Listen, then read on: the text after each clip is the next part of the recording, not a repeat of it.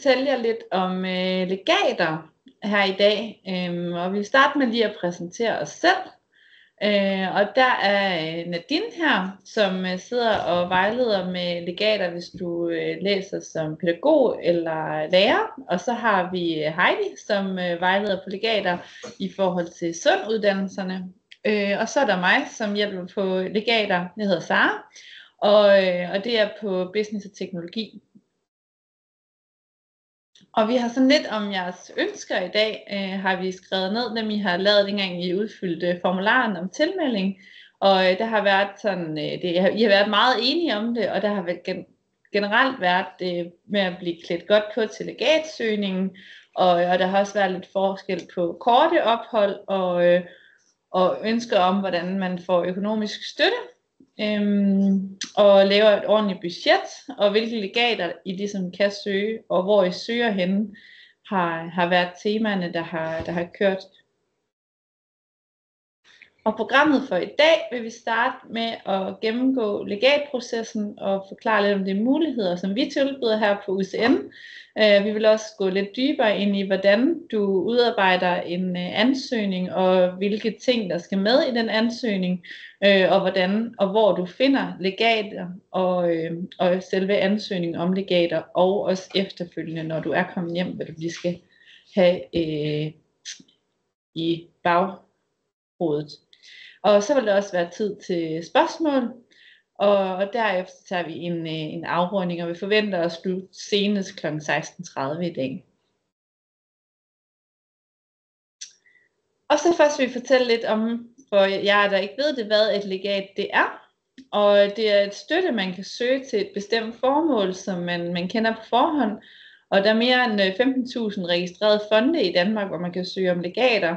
Og det kan være alt mellem 500 og op til 30.000 eller mere, man kan få per legat. Og der er mange forskellige legattyper.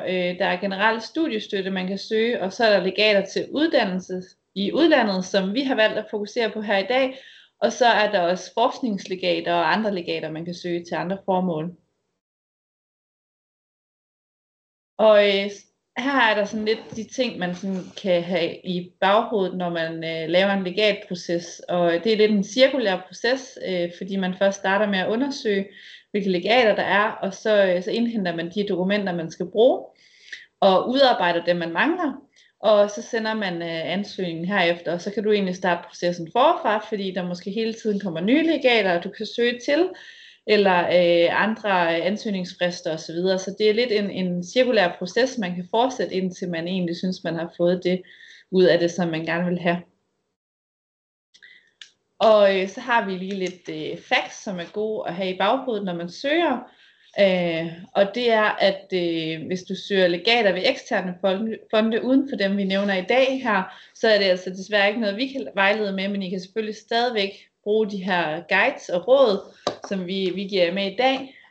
Og så er det også vigtigt at have i baghovedet, at når man søger et legat, så er det altså ikke noget, man er garanteret for at få. Det er lidt ligesom at spille lotto, man håber på at få det. Og derfor så anbefaler vi også altid, skal man på udlandsophold, så have en opsparing eller noget, du kan tage på, i tilfælde af det bliver nødvendigt, at du ikke får de legater, du har søgt. Og det samme med, at det kan være et godt supplement til dit budget, men det skal altså ikke være det bærende i dit budget til rejsen. Og så skal I også lige være opmærksom på, at der findes flere legater til kandidatstuderende, end der gør til professionsbachelorstuderende. Så derfor skal man lige være ops på, når man søger legat, og man faktisk er berettiget til at søge det, for ikke at spilde sine kræfter. Og her er de her 4 steps i legatprocessen, som vi vil dykke lidt længere ned i her i dag. Og der er egentlig de her 4 ting, hvor vi starter med at undersøge, derefter indhente, udarbejde og ansøge. Jeg vil starte med at dykke ned i den her med at undersøge dine muligheder. Vi anbefaler altid at starte research i rigtig, rigtig god tid, og helst senest et halvt år før dit ophold, og gerne før. Og det kan også være en god idé at få hørt af tidligere studerende, som har været afsted på studiet, eller andre du kender, og høre hvad de har søgt, og hvad de har fået og ikke fået. Og så er det også en rigtig god idé at kigge på de legater, man kan søge hos UCN, da der er rigtig god mulighed her for også at modtage legater, og det er store chancer for. Og det er altså meget nemt, og det vil vi også komme meget mere ind på senere her i webinaret. Og så er det også en rigtig god idé at orientere sig på mit UCN under finansiering af legater, og her kan I selvfølgelig også klikke i slidene, når I får dem efterfølgende. Der står også rigtig meget info der. Så kan det også være en god idé at låne bøger på biblioteket for eksempel. Og der er blandt andet den her, der hedder Legathåndbogen. Der er også vejviser til legater og fonde, og legatbogen.dk, som man også kan gå ind og kigge. Og så ellers så er der også fonde og legater til studier og praktik i udlandet, og legatsøgning af studerende, eller for studerende. Og det er nogle bøger, der også kan være gode at kigge i.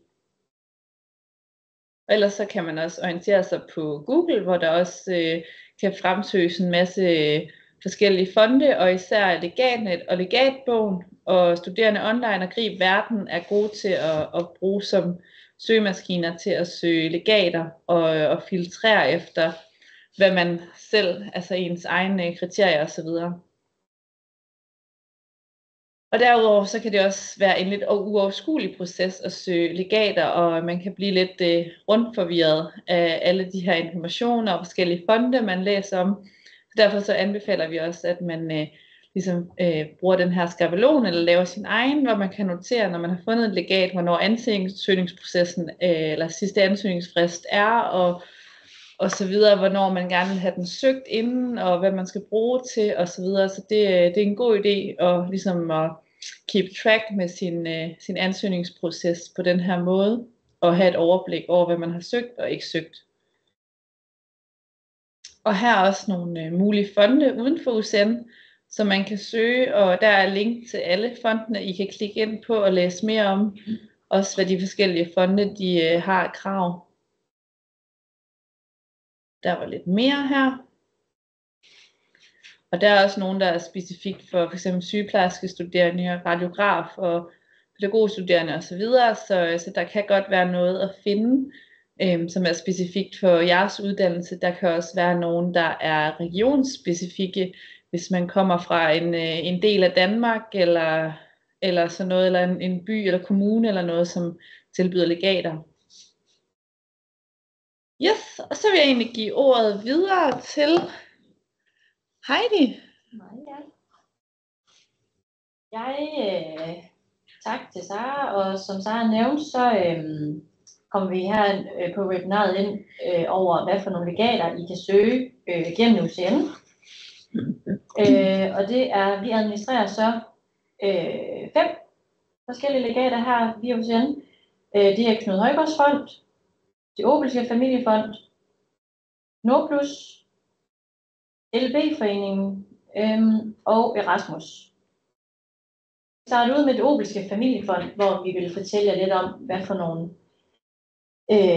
krav I skal opfylde for at komme i betragtning til et legat fra Det Obelske Familiefond. Og du skal selvfølgelig være indskrevet som fuldstuderende og være studieaktiv på UCN. Og så kan dit ophold skal vare minimum 14 dage og maks 12 måneder. Og det udlandsophold skal selvfølgelig være meritgivende. Og det her legater, det er faktisk forholdsvis let for jer at søge.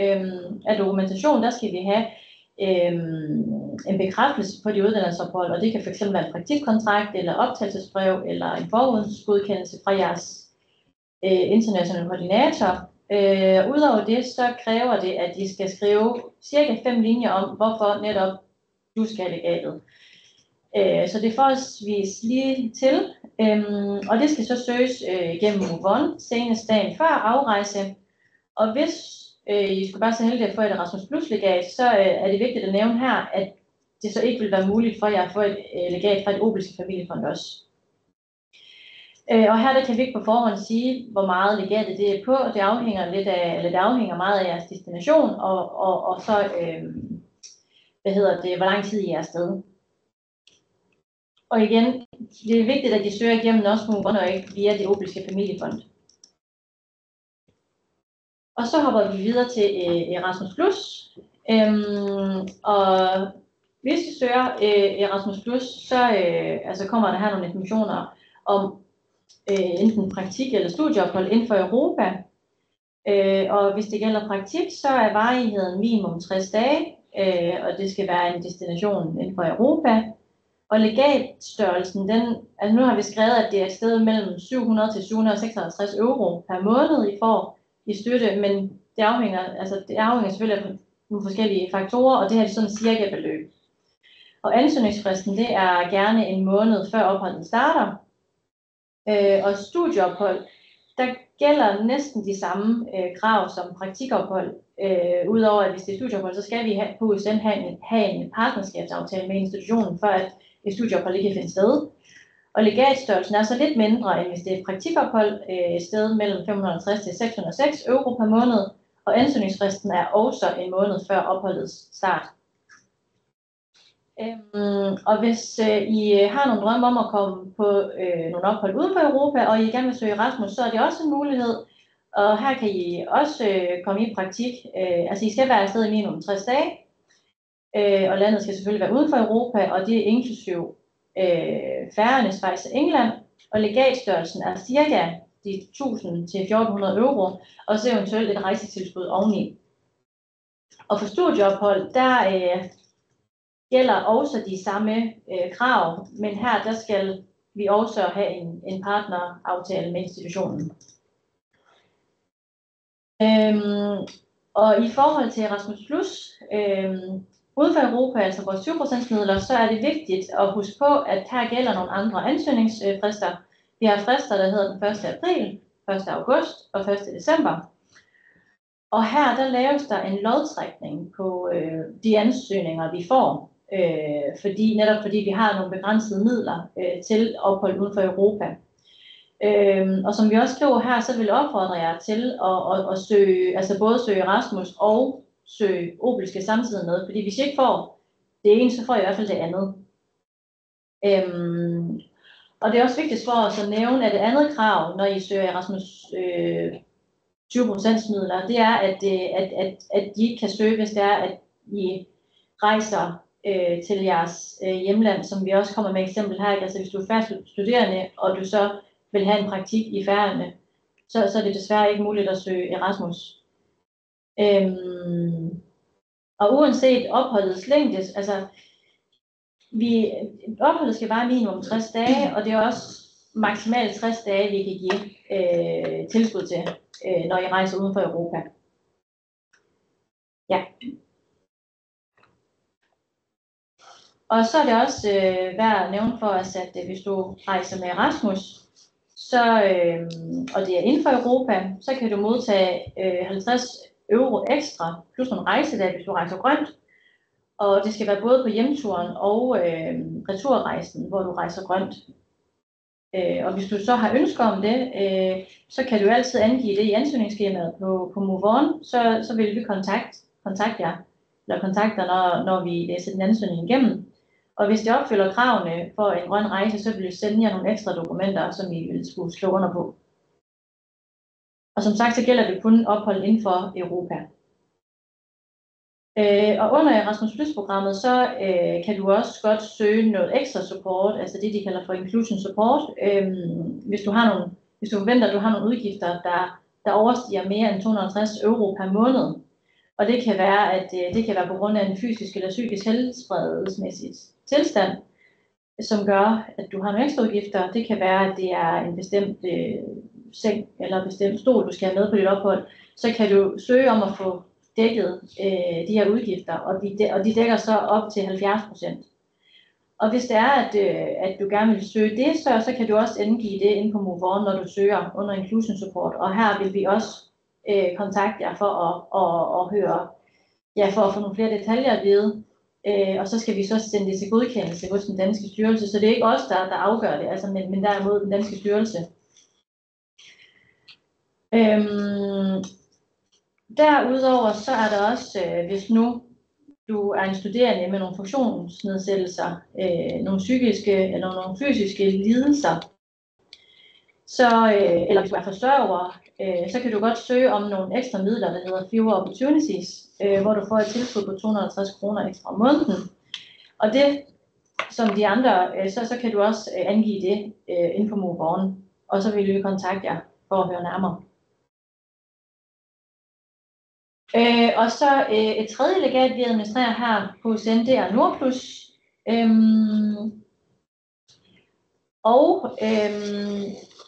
Jeg ved i hvert fald her på UCN, når det gælder for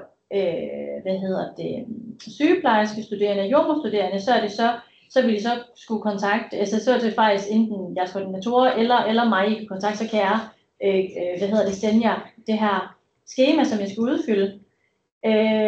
Og på andre uddannelser, andre sunduddannelser eller andre uddannelser, ja, så vil det så være jeres internationale koordinatorer, I kan kontakte, som så sender jer videre.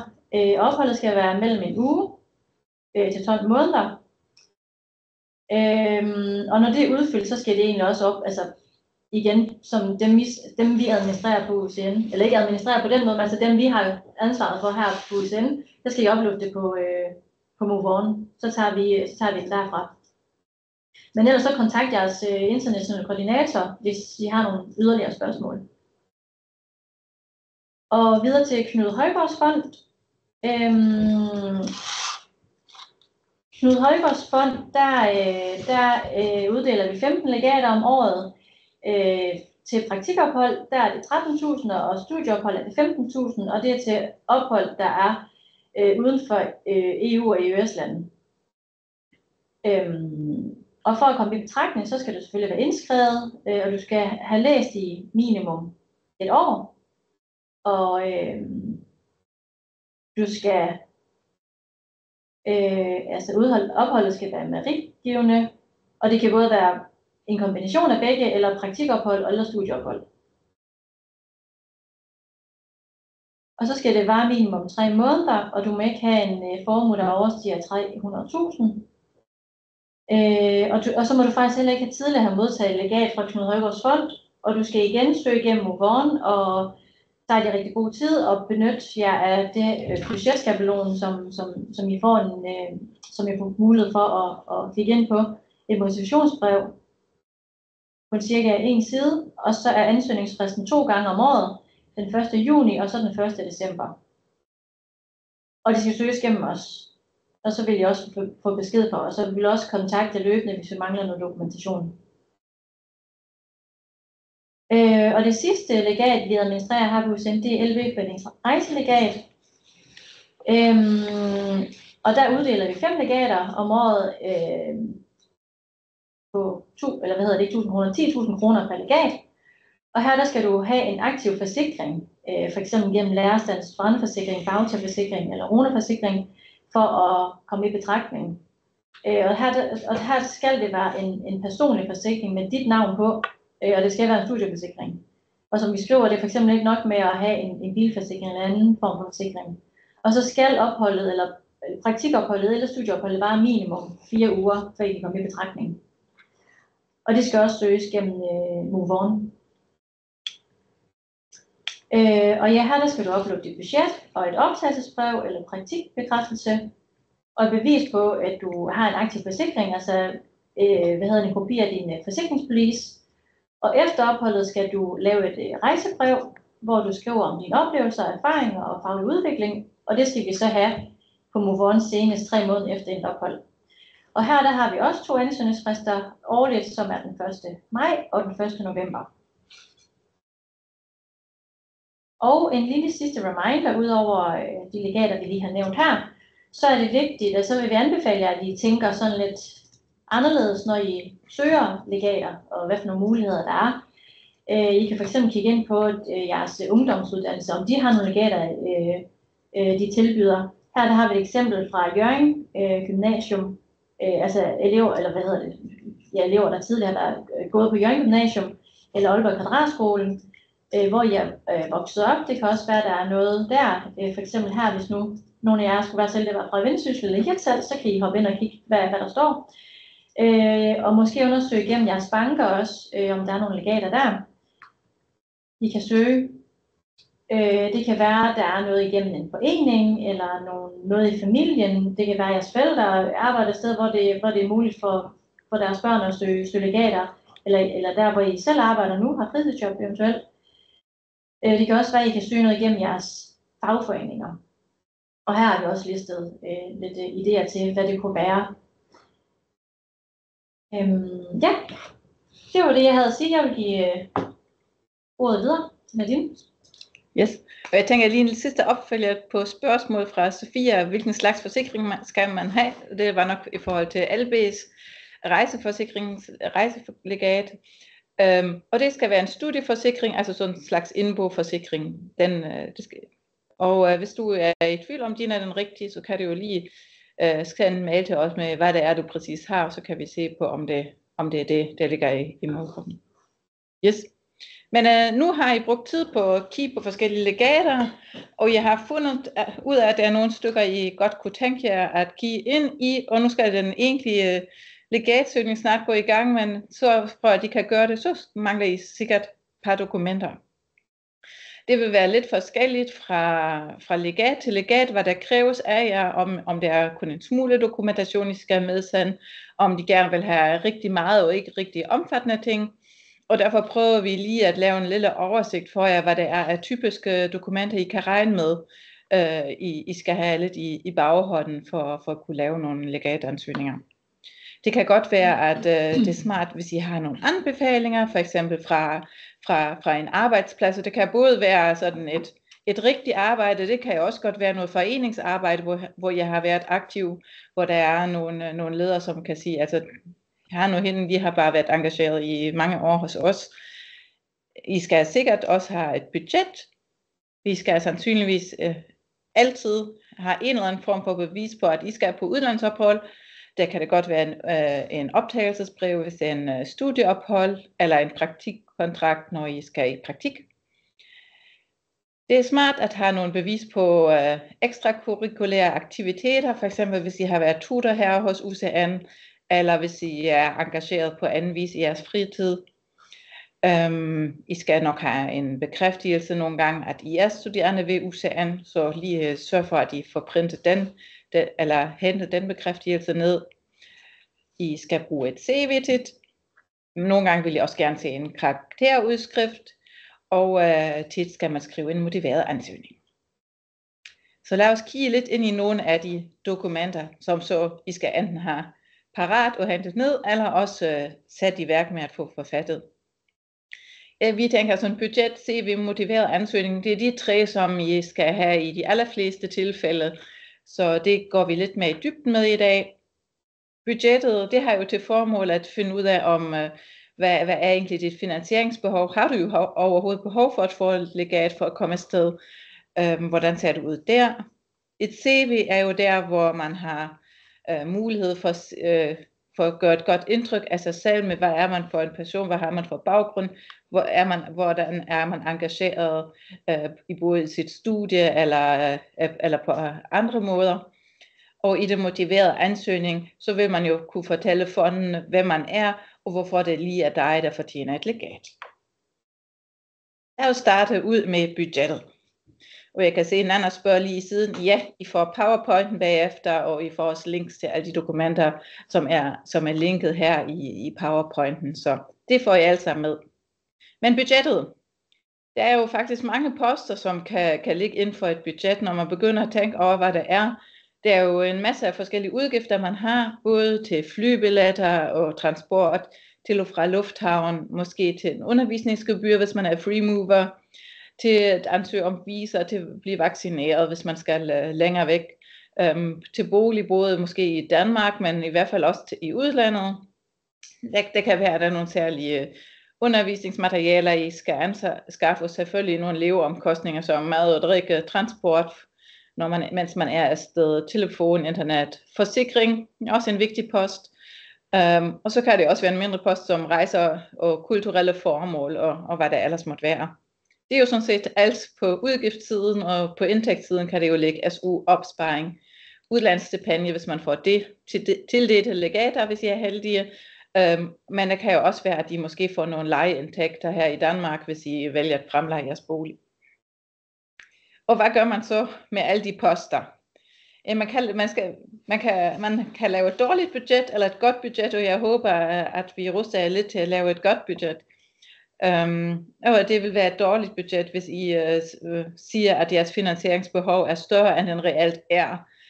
Så hvis man kun mangler 10.000 kroner for at få sit udlandsophold til at køre rundt, så er det også det, man skal skrive. Og man er jo lige så berettiget til at søge et legat som en studerende, som måtte mangle 50.000 kroner. Man kan ikke skrive om, at man måske har tabt arbejdsfortjeneste, fordi man ellers har et fritidsjob i Danmark, som man måske ikke har. Det er sådan set ikke fondens ansvar, eller heller ikke, at man måske vil købe en ny PC, når man skal afsted. Også hvis man begynder at skrive om for høje faste udgifter, man har tilbage i Danmark, så er det også sådan lidt, noget af det er også valgfrit. Altså det er jo ikke en fond, som for eksempel sådan sat lidt på spidsen skal finansiere et Purgym abonnement, mens du er afsted, fordi du synes, det er bøvlet at afbestille det. Så man skal lige holde sig inden for de poster, som man kan sige, de er uundgåelige. Man må godt have lidt til at stå på ens budget, også i forhold til rejser og kulturelle formål, men der skal man lige tage den overvejelse, hvad er rimeligt, fordi det er jo sådan set et legat, hvor du skal være i praktik og et studie, at du selvfølgelig også derudover vil rejse og opleve landet. Det er jo helt forståeligt, men det er måske ikke hovedformål her, så det skal man lige have i minde. Ja, her er et meget simpelt budget, og det er et rigtig godt eksempel på et dårligt budget, og hvorfor lige det? Det er blandt andet, fordi der mangler overblik, der mangler en oversigt over, hvad man egentlig mangler at få finansieret. Det ser også ret sløvt ud, altså det er lidt for hurtigt og giver en rigtig dårlig førstehåndsindtryk. Og i sidste ende er der også flere indtægter end udgifter, altså hvorfor søger du egentlig et legat, når du ikke mangler noget? Vi tænker sådan et bedre budget ligner måske mere det her, som vi har så lavet som en lille skabelon, som I får link til også. Fordi her er det mere overskueligt, både for dem, for dig selv, men især for dem, der skal kigge en ansøgning igennem. Og det gør det jo meget nemmere også at få et legat, når man kan gennemskue, hvad det er, du har for et finansieringsbehov. Ja, når man generelt har fornemmelsen af, at det er grundigt, det er systematisk, at det giver mening, det man ser der, ikke også? Altså for eksempel også, at det den er opdeling i, hvad for en type udgift er det, en engangsudgift, er det en månedlig udgift, hvilke udgifter er på grund af selve udlandsophold, hvilke udgifter har man i Danmark. Så det får I en lille skabelon til, og som I kan bruge som udgangspunkt for jeres ophold, og så tænker jeg, så er det meget nemmere for jer selv også at komme i gang og tage hul på det. Ja, udover et budget, så skal I sandsynligvis også bruge et CV for rigtig mange legatansøgninger.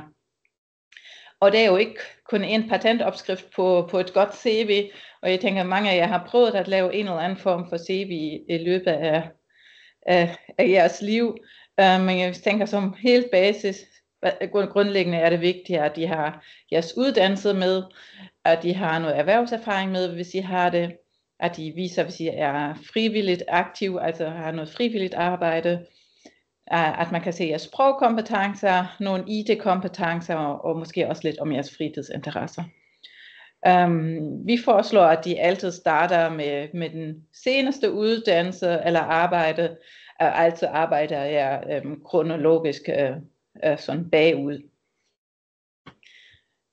Og nogle gange er på det at kigge på det dårlige, for at se det gode lidt tydeligere. Hvad er så et dårligt CV? Et dårligt CV er sådan et, hvor man tænker, det er bare en kliché på kliché. Altså bare at skrive jer udadvendt, det i sig selv er måske ikke lige sådan kraftigt et argument.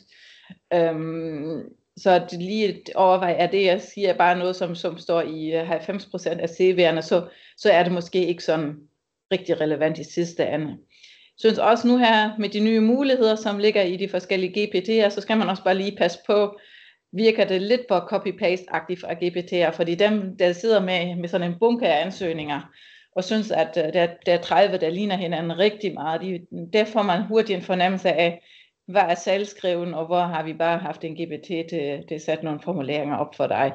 Så det skal man også lige være opmærksom på, at man stadigvæk kan mærke mennesker, som egentlig har lavet selve ansøgningen. Det er en god inspiration at bruge GPT'er, men man skal altid lige huske, vil jeg virkelig selv have brugt de ord? Er det de ord, vi egentlig selv bruger, når vi snakker om de emner? Så lige have lidt opmærksomhed på det, ellers kan det jo godt være en god starter, men det skal ikke være det sidste, man bruger. Det er altid dårligt, hvis man kan se, at der er for mange stave- og slåfejl, fordi det virker jo bare sjusket, at man ikke lige har taget den sidste gennemlæsning. Det kan altid være en god idé lige at få en anden en til at kigge over det, fordi når man har siddet med det i lang tid, så stiger man sig jo blind på det. Det er også træls med et CV, hvor man opdager bagefter, at det egentlig ikke er et retvisende billede af personen, og hvor man i hvert fald ikke har husket, hvem der er målgruppen. Altså, glemmer man kontaktoplysninger på CV'et, det er også meget træls. Så husk endelig at få det på. Ja, det er egentlig basalt, men det er sket før, at sådan noget kan mangle, og hvis det bliver for rodet og uoverskueligt, jamen så er det også virkelig træls læsning for dem, der skal læse dit CV.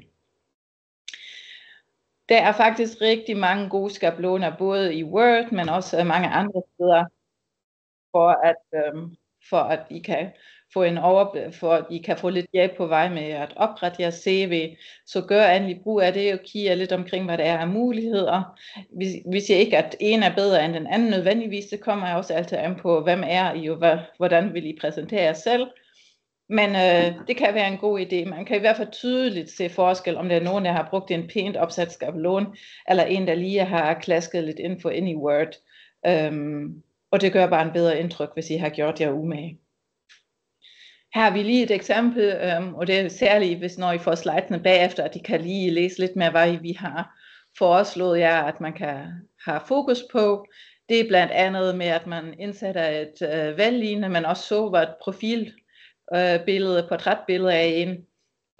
Der er jo ikke krav alle steder, at man indsætter et billede, men for os mennesker, vi fungerer jo bare rigtigt, vi er jo lavet til ansigter, så det betyder faktisk ret meget med at blive husket. Men husk lige at gøre det sådan, det behøver ikke være Palmestrand i baggrunden. Husk lige, hvem der er modtagerne. Hvis det er et gremium i jakkesæt, så er det måske ikke lige det billede, som præsenterer jer bedst. Ja, selvfølgelig skal I have nogle kontaktoplysninger med af forskellige slags, fortælle om jeres færdigheder osv. Bagud i tiden er altid godt, og hvis jeg ser, at vi rummer mere end en side, så er det en praktisk lille ting også lige huske at der sidetal på, så man når at holde styr på jeres CV. Og en ting, som jeg gerne vil fremhæve, særligt for jer, som måske ikke har så mange års erhvervserfaring endnu, det er jo altid tage det frivillige arbejde med, fordi det viser altid, at I er engagerede mennesker, og det betyder rigtig meget i sidste ende. Det er også en anden måde at gøre det på. Jeg synes personligt også, at sådan en resumétekst i starten af et CV kan være en god vinkel for at fange læseren og fortælle, at man har mulighed for at fortælle lidt om, hvad man er for en person.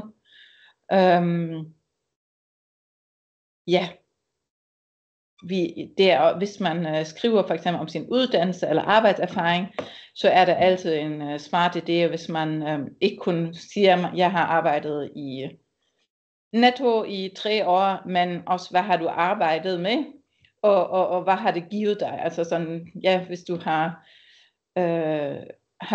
haft lukkevagten i Netto, jamen, så viser det jo også, at du kan vise ansvar, og måske hvis du også har haft nogle opgaver i forhold til nogle andre ansatte, altså introducere nogle nye ansatte til nogle nye opgaver osv.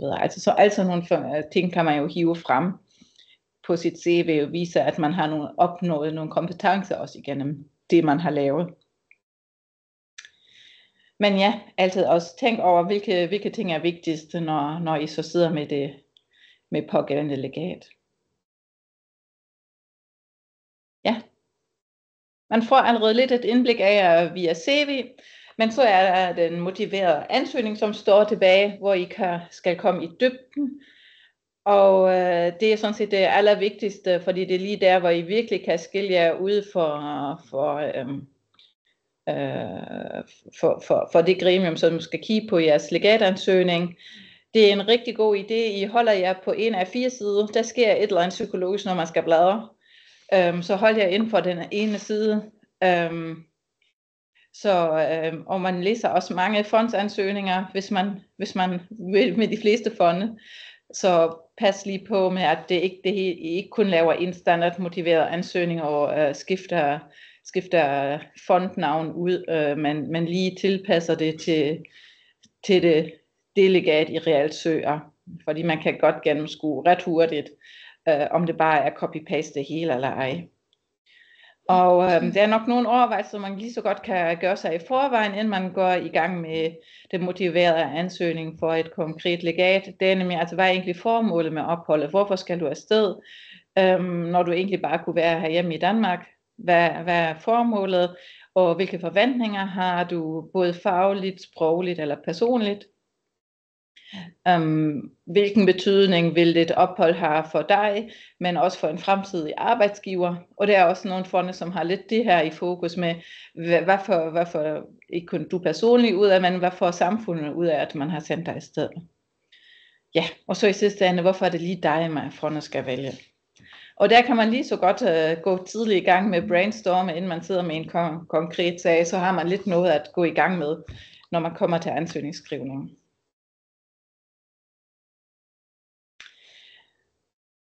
Vi foreslår, at man kunne opbygge en motiveret ansøgning på den måde, at man starter med at beskrive kort, hvilken fond eller man ansøger, eller hvilket legat det drejer sig om, hvad legatet er på, og hvad man regner med, beløbet skal bruges til.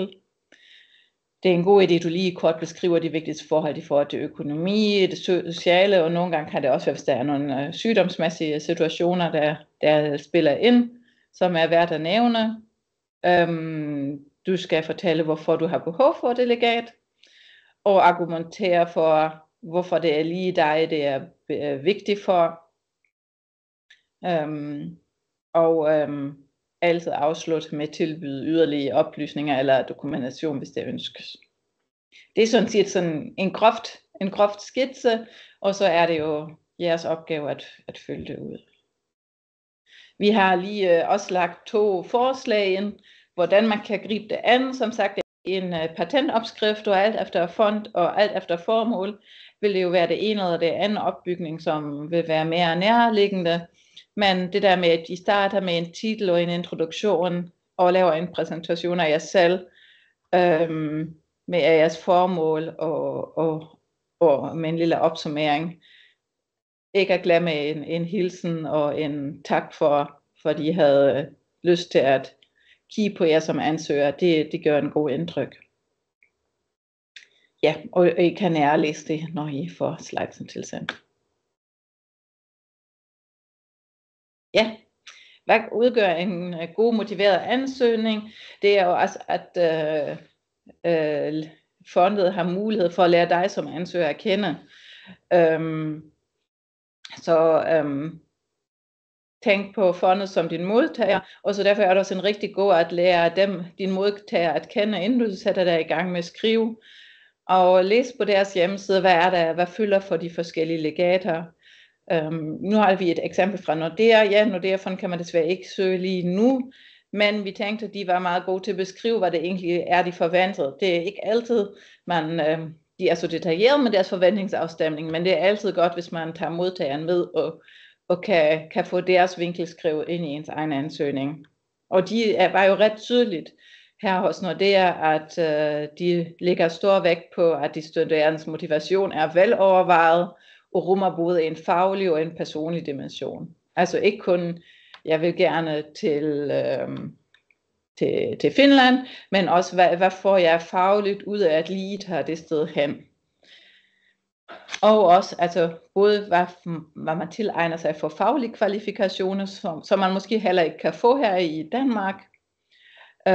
Hvilket globalt udsyn man får ud af at tage afsted, og hvad man får ud af at lære at begå sig internationalt, og arbejde sammen med mennesker med en baggrund.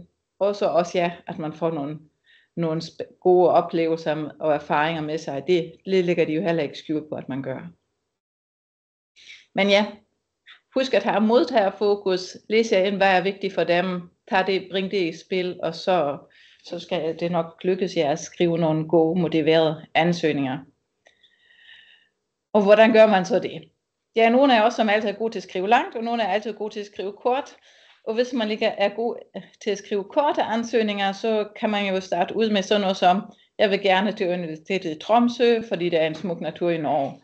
Det er jo sådan set ikke forkert, men det siger måske ikke så meget for en fond, hvorfor det lige er dig, som er mest kvalificeret. Så derfor kan man jo udvide det og uddybe det til at sige, jeg har et ønske om at komme til Universitetet i Tromsø, fordi Norge er et fremgangsland, når det kommer til patientpleje i psykiatrien. Jeg har et stort ønske efter endt uddannelse at arbejde inden for psykiatrien, derfor vil opholde i Norge bidrage til min virke som sygeplejerske, og jeg vil kunne komme med et andet perspektiv på min kommende arbejdsplads. Altså det her er et rent fiktivt eksempel, men lige for at se, hvilke opgaver ligger der foran jer med at kvalificere det, I prøver at skrive som motivation. Jeg har lige et mere. Jeg vil gerne i praktik i New Zealand, fordi det er et spændende land. Ja, igen, enig, men måske uddybe det til at sige, som pædagogstuderende vil jeg rigtig gerne til New Zealand, da man inden for mit specialområde, dagtilbud, har en helt anden tilgang. Derfor tror jeg på, at det kan udvide min horisont og mit perspektiv at tage mit praktik netop i New Zealand. Så nogle gange er den her motivationsbeskrivelse også noget, hvor man skal arbejde sådan i flere omgange, og man starter et sted, og så kan jeg komme lidt mere i dybden med det, og gøre det mere vedkommende for dem, der skal læse min motiverede ansøgning. En mere. Jeg vil gerne til Spanien, fordi det udvikler mig. Eller om jeg så skriver, jeg vil gerne til Spanien, da jeg læser Service, Hospitality and Tourism Management. Spanien har mange turistområder og er et godt besøgt af danske turister. Dermed kan jeg udvikle min faglige viden og bruge min kulturelle baggrund i praktikperioden. Så kommer man lige et spadestik dybere, og det øger chancerne for, at man kommer igennem med ens ansøgning. Lige et sidste eksempel. Jeg vil gerne til Canada, fordi det stiller mig bedre jobmæssigt efter en uddannelse. Det kan være meget sandt, men kom lige lidt mere i dybden med det. Hvorfor? Jeg vil studere i Canada, der er fokus på bæredygtigt byggeri. Det er netop et område, hvor der er meget fokus, og derfor vil ophold give mig nogle gode muligheder for at tilmelde mig særlige kompetencer inden for emnet. Så det er sådan lidt det her, man kan gøre med mange forskellige udsagn, og det kan også være, det måske nogle gange er svært for en selv, men det må jeg også gerne spørge en ven, hvordan kommer man lige i dybden med det her. Ja, sidste tips. Du må gerne blive personlig. Det er altid rart, hvis man kan læse en personlighed ud af ansøgningen, man skriver. Er der noget særligt i forhold til din historie, som kan give indtryk af noget, man kan huske lige præcis dig på? Og hvis det er for eksempel, man søger hos Dansk Sygeplejerskeråd om en praktik på et hospital i Tanzania, at man bruger så endelig også de faglige udtryk, som det giver mening at bruge i den sammenhæng, så de allerede kan se, at du er en faglig dygtig sygeplejerske studerende, som vil få bragt nogle kompetencer i spil. Men husk også på omvendt, hvis du har en meget specifik praktik, du skal ud i, som du prøver at beskrive, men det er et helt andet sted, du søger hen. Lige lave nogle fodnoter, hvis der er nogle svære begreber, du har med i din beskrivelse, som er nødvendigt, men som måske ikke lige til, du kan forudsætte, at alle læser vil forstå. Ja, og så går det videre til, at man skal ansøge om selve legater. Og den får Sara lov til at styre. Yes. Og her har vi lige et lille slide. Tillykke, du er kommet til den bedste del, ansøgningen. Og det er jo der, det bliver sjovt, for det er jo der, du får svar på. Du får den sendt afsted, og lige får tjekket alle de her ting, Nadine hun lige har været igennem. Får tjekket, at du har styr på det hele. Overhold altid fristerne. Hvis først fristen den er kørt, så er løbet også lidt kørt. Så virkelig sørg for at overholde dem. Sørg også lige for at tjekke overensstemmelserne igennem. I hele ansøgningen har du alt, hvad der faktisk er beskrevet i ansøgningsopslaget.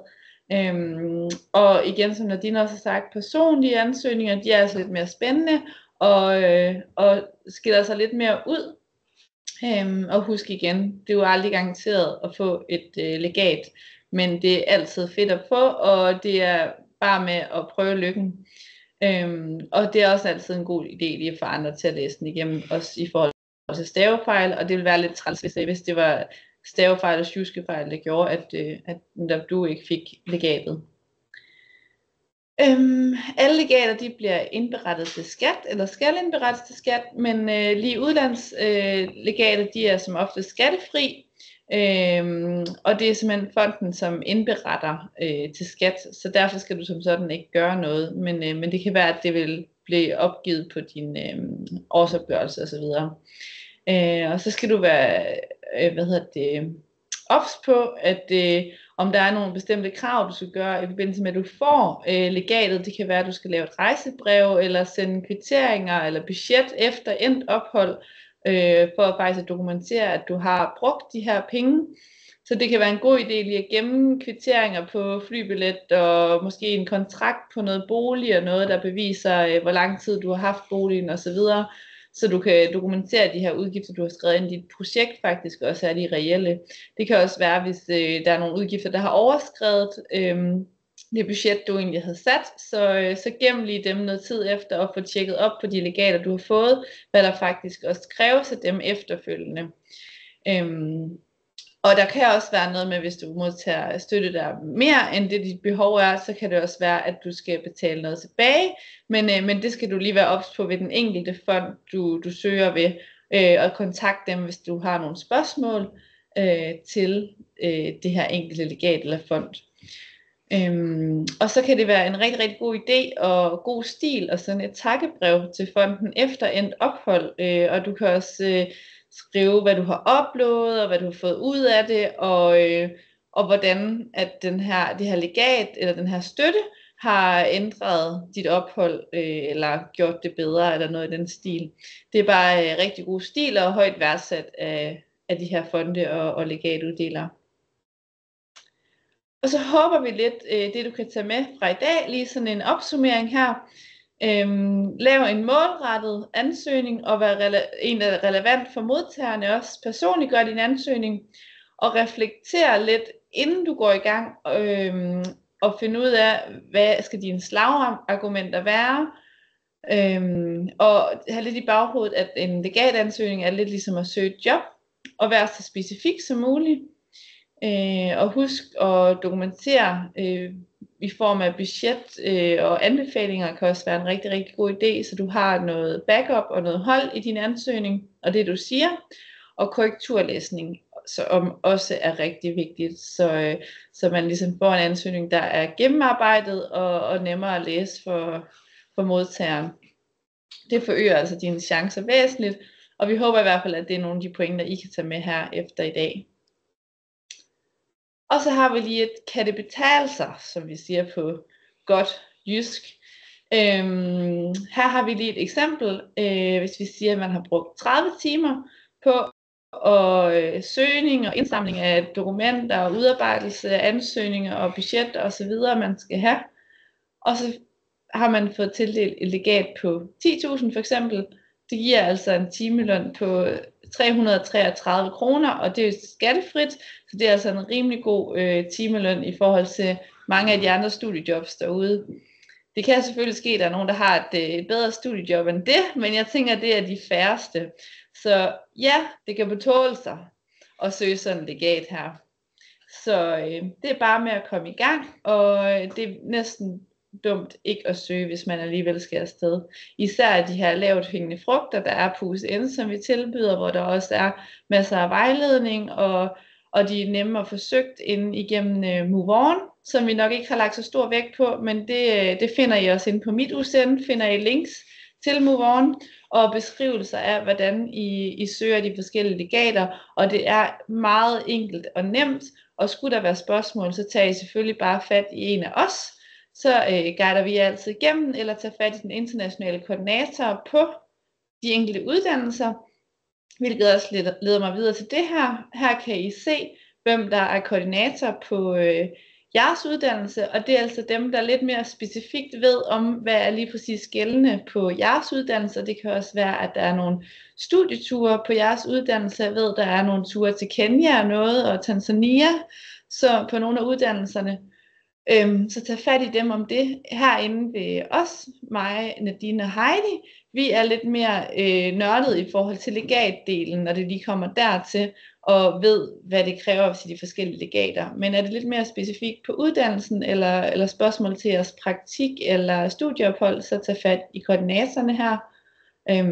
Og der er koordinator på alle sunduddannelserne og lærer- og pædagoguddannelserne. Og det er også på de forskellige campus, om du så er i Hjørring, eller Thisted, Aalborg eller Frederikshavn, så vil der altså være nogen, I kan tage fat i der. Og ellers så er I også altid velkommen til at tage fat i jeres undervisere, især jeres praktikvejledere burde også kunne hjælpe jer på business og teknologi. Og ellers så kan I også tage fat i Malene her, som også vil hjælpe jer videre, og om Karen Marie sidder også på kontor ude på Hobrovej og kan også hjælpe med nogle spørgsmål. Men som udgangspunkt, tag fat i jeres underviser eller praktikvejleder, hvis I går på teknologi- eller businessstudie, så vil de kunne hjælpe jer videre, og er det igen legat specifikt, så kan I tage fat på mig, hvis det er business og teknologi. Så ja. Så er det altså også altid en rigtig god idé at udforske sine internationale muligheder inde på Mit UCN, hvor I kan læse en hel masse om finansiering og legater, og også ting, der er gode at have i baghovedet, når man skal rejse ud, og de muligheder, man har. Og vi holder også legat-webinar om udlandsophold igen til efteråret, hvis I missede det, der var nu her, og ellers så kan I også gense det inde på hjemmesiden, og det samme med det her legat-webinar, det bliver også lagt op på Mit UCN, når det er færdigt, hvor I vil kunne gense det. Og skulle du have lyst til at følge med i andres oplevelser, mens de er på udlandsophold, eller skulle du selv have lyst til under dit udlandsophold at lave en takeover på vores Instagram, så gå ind og følg den for det første, og er velkommen til at skrive til mig på skna@ucn.dk, hvis du er interesseret i at lave en takeover og dele lidt af det, du oplever under din rejse. Så vil man kunne have en kort uges takeover og dele lidt stories og ellers opslag og så videre, hvad man har lyst til under opholdet. Og det er altså rigtig sjovt at følge med, skulle jeg hilse at sige, hvis I har lyst til det. Og så er vi faktisk næsten ved at være ved vejs ende, så vi vil lige høre, om der er nogen, der har lidt spørgsmål her på falderebet, inden vi lukker helt af. Og så har vi også lige en lille evaluering, vi gerne vil bede jer om at udfylde. Så den vil lige komme i chatten her om lidt, og ellers sender vi den også på mail til jer. Men skyd i chatten, hvis I har nogle spørgsmål her, I lige mangler at få afklaret. Så bliver vi altså hængende her lidt endnu. Så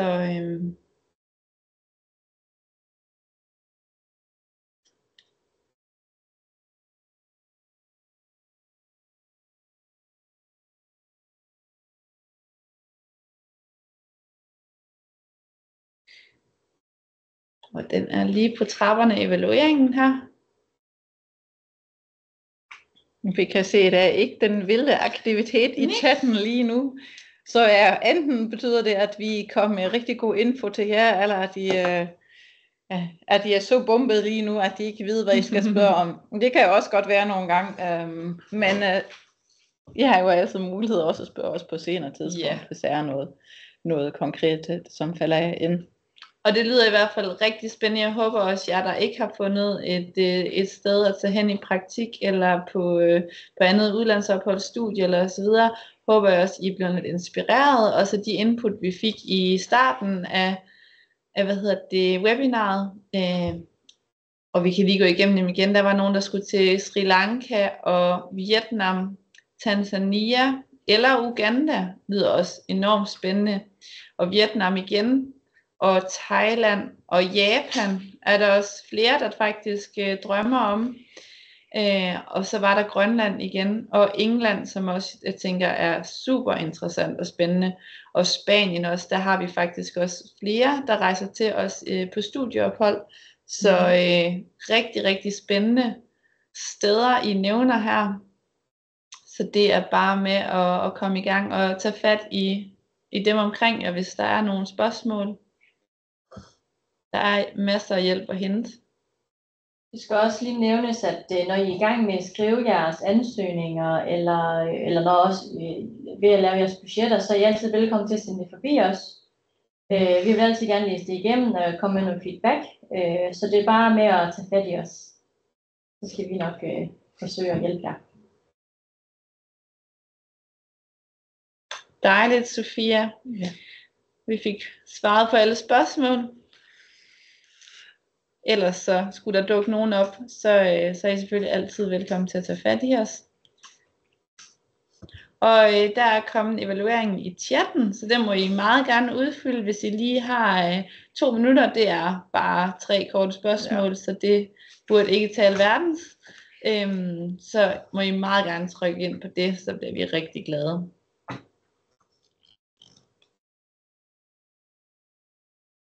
Og så ellers er der også lige det sidste slide her, af de med vores kontaktinfo, som også var i starten af oplægget her, så det er bare at tage fat i os, hvis der skulle være noget. Og som sagt, vi sender selvfølgelig både PowerPoint og optagelsen her efter webinaret, så I får gense og også trykke ind på de links og så videre, vi har præsenteret i PowerPointet.